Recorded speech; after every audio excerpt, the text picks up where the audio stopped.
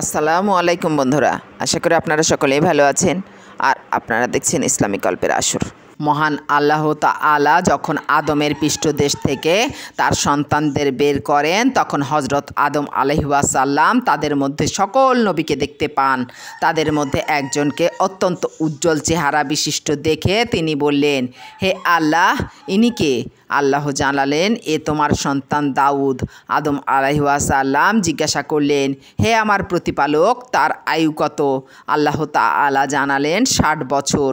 আদম আলাইহিসসালাম বললেন, হে পরওয়ারদিগার, তার আয়ু বাড়িয়ে দিন। আল্লাহ জানালেন, বৃদ্ধি করা যাবে না, তবে তোমার নিজের আয়ু থেকে নিয়ে বাড়িয়ে দিতে পারি। হজরত আদমের নির্ধারিত আয়ু ছিল 1000 বছর। তা থেকে নিয়ে দাউদ আলাইহিসসালামের আয়ু আরও 40 বছর বাড়িয়ে দেওয়া হলো। যখন হজরত আদমের আয়ু শেষ হয়ে আসে, তখন মৃত্যুর ফেরেশতা আসেন। আদম আলাইহিসসালাম বললেন, আমার আয়ুর তো এখনও 40 বছর বাকি। দাউদ আলাইহিসসালামকে দেয়া বয়সের কথা তিনি সম্পূর্ণ ভুলে গিয়েছিলেন। এভাবে আল্লাহ আদম আলাইহিসসালামের আয়ু 1000 বছর এবং দাউদ আলাইহিসসালামের আয়ু 100 পূর্ণ করে দেন। এই হাদিসটি ইমাম আহমদ ইবনে আব্বাস রাদিয়াল্লাহু আনহু থেকে বর্ণনা করেছেন এবং ইমাম তিরমিজি, ইবন খুজাইমা, ইবন হিব্বান ও হাকিম থেকে বর্ণনা করেছেন। তিরমিজি একে সহিহ বলে মন্তব্য করেছেন এবং হাকিম একে মুসলিমের শর্ত অনুযায়ী আছে বলে উল্লেখ করেছেন। আদম আলাইহিসসালামের আলোচনা প্রসঙ্গে এ সম্পর্কে বিশদভাবে উল্লেখ করা হয়েছে। ইবনে জারির লিখেছেন, কোনো আহলে কিতাবের মতে হজরত দাউদ আলাইহিসসালামের আয়ু ছিল 77 বছর, কিন্তু এটা ভুল ও প্রত্যাখ্যাত। তাদের মতে হজরত দাউদের রাজত্বের মেয়াদ ছিল 40 বছর। তাদের মতে এ মত গ্রহণযোগ্য, কেননা আমাদের কাছে এর পক্ষে বা বিপক্ষে কোনো প্রমাণ নেই। হজরত দাউদ আলাইহিসসালামের ইন্তিকাল সম্পর্কে ইমাম আহমদ তার মুসনাদ গ্রন্থে আবু হুরায়রা রাদিয়াল্লাহু আনহু থেকে বর্ণনা করেন যে রাসূলুল্লাহ সাল্লাল্লাহু আলাইহি ওয়াসাল্লাম বলেছেন, দাউদ আলাইহিসসালাম ছিলেন অত্যন্ত ব্যক্তিত্ব ও আত্মমর্যাদা সম্পন্ন।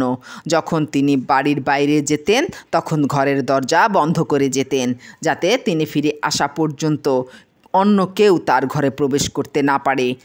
এভাবে একদিন তিনি তার ঘর থেকে বেরিয়ে গেলেন। ঘরের দরজা বন্ধ করে দেয়া হলো। এ সময় তার স্ত্রী উকি দিয়ে দেখলেন যে একজন পুরুষ লোক ঘরের মধ্যখানে দাঁড়িয়ে আছেন। তিনি প্রহরীকে জিজ্ঞাসা করলেন, এই লোকটিকে তালাবদ্ধ ঘরে কিভাবে প্রবেশ করলো? কসম আল্লাহর, নবী দাউদ আলাইহিসসালামের কাছে আমরা লজ্জায় পড়ব। এমনই সময় হজরত দাউদ আলাইহিসসালাম ফিরে এলেন এবং দেখলেন ঘরের মধ্যখানে একজন পুরুষ লোক দাঁড়িয়ে আছে। দাউদ আলাইহিসসালাম জিজ্ঞাসা করলেন, তুমি কে? লোকটি বলল, আমি সেই জন যে কোনো রাজা বাদশাহকে তোয়াক্কা করে না এবং কোনো আড়ালই তাকে আটকাতে পারে না। দাউদ আলাইহিসসালাম বললেন, আল্লাহর কসম, তাহলে আপনি নিশ্চয়ই মালাকুল মউত। আল্লাহর নির্দেশ পালনের জন্য আপনাকে স্বাগতম। এর অল্পক্ষণ পরেই তার রূহ কবজ করা হলো। অতঃপর তাকে গোসল দেওয়া হলো ও কাফন পরানো হলো। ইতিমধ্যে সূর্য উদিত হলো।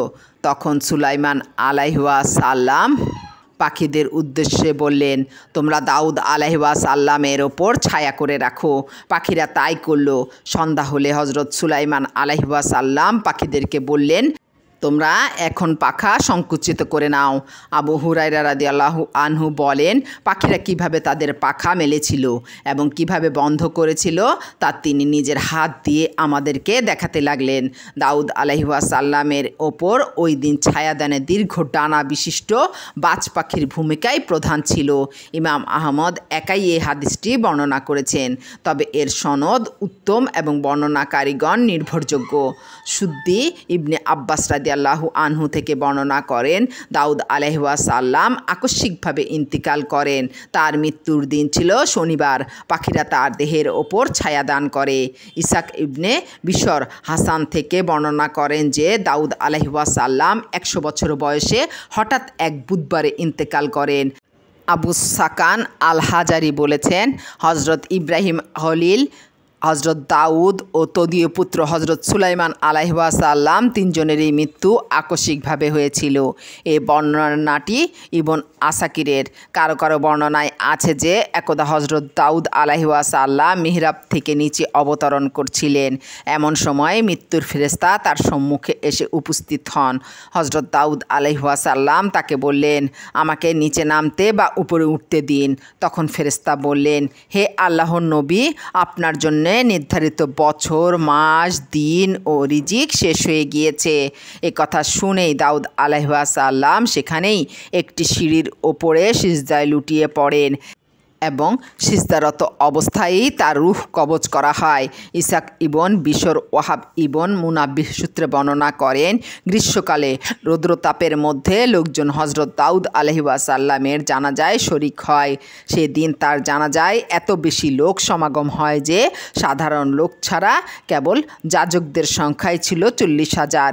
এরা সবাই ছিল লম্বা টুপি, বুর্নুস টুপি পরিহিত। মুসা ও হারুন আলাইহিসসালামের পরে বনি ইসরায়েলের মধ্যে কারো জন্য দাউদ আলাইহিসসালামের জন্যে যে শোকতাপ প্রকাশ করা হয় তা আর কারো জন্যে করা হয়নি।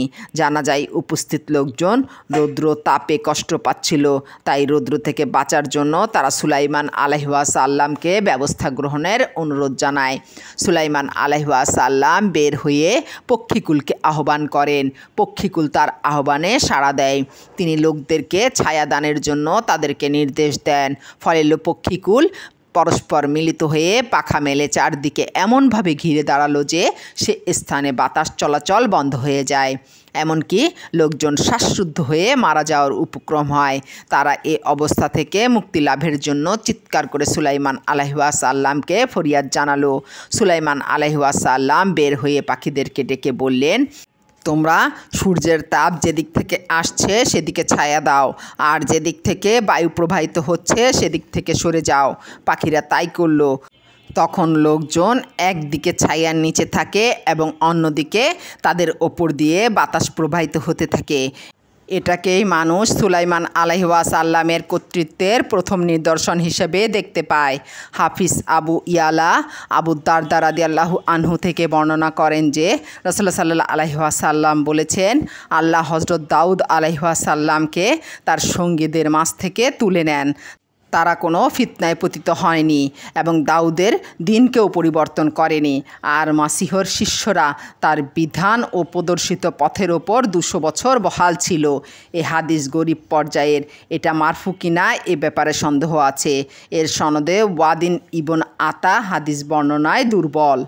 হাফিজ ইবনুন আসাকির তার ইতিহাস গ্রন্থে লিখেছেন, এক ব্যক্তি ইবন আব্বাস রাদিয়াল্লাহু আনহুকে নফল রোজা সম্পর্কে জিজ্ঞাসা করলে তিনি বলেন, এই বিষয়ে আমার নিকট সংরক্ষিত একটি হাদিস আছে। আপনি যদি শুনতে চান তবে আমি আপনাকে দাউদ আলাইহিসসালামের রোজা সম্পর্কে বলতে পারি, কেননা তিনি অত্যন্ত বেশি রোজা রাখতেন এবং নামাজ আদায় করতেন। তিনি ছিলেন অত্যন্ত বীর পুরুষ। দুশমনের বিরুদ্ধে মোকাবিলাকালে তিনি কখনও পলায়ন করতেন না। তিনি একদিন অন্তর অন্তর রোজা রাখতেন। রাসূলুল্লাহ সাল্লাল্লাহু আলাইহি ওয়াসাল্লাম বলেছেন, সবচেয়ে উত্তম রোজা হলো দাউদ আলাইহিসসালামের রোজা। তিনি 70টি সুরে জাবুর তুলায়াত করতেন।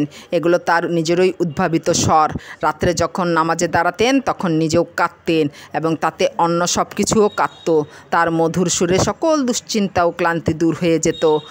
তুমি আরও শুনতে চাইলে আমি তার পুত্র হজরত সুলাইমান আলাইহিসসালামের রোজা সম্পর্কে জানাতে পারি, কেননা তিনি প্রতি মাসের প্রথম 3 দিন, মাঝের 3 দিন ও শেষের 3 দিন রোজা রাখতেন।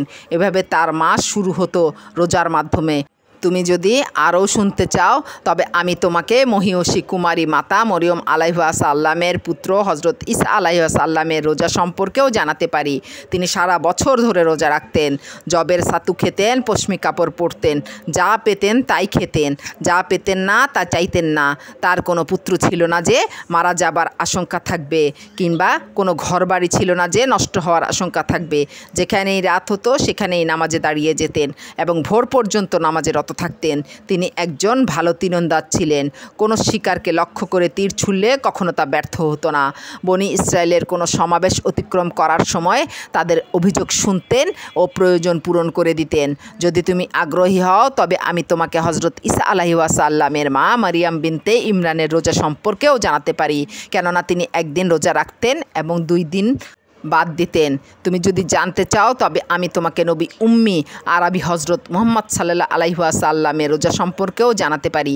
তিনি প্রতি মাসে 3 দিন রোজা রাখতেন এবং বলতেন এটাই গোটা বছর রোজা রাখার শামিল। ইমাম আহমদ আব্বাস রাদিয়াল্লাহু আনহু থেকে হজরত দাউদ আলাইহি ওয়াসাল্লামের রোজার বৃত্তান্ত মারফু রূপে বর্ণনা করেছেন।